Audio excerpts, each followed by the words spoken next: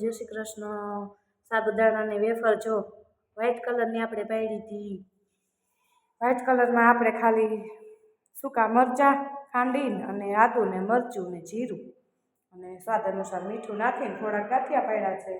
અને થોડીક જો આવી રીતે આપણે આ વ્હાઈટ કલરનો કાગળ હોય એટલે દેખાય નહીં, આપણે આવી રીતે પાડી છે। જો થોડાક ગાંઠિયા પાડ્યા છે આવી રીતે જો વ્હાઈટ સાબુદાણાની વેફર અને થોડીક આપણે આ વ્હાઈટ કલરના ગાંઠિયા પાડ્યા છે। અને જો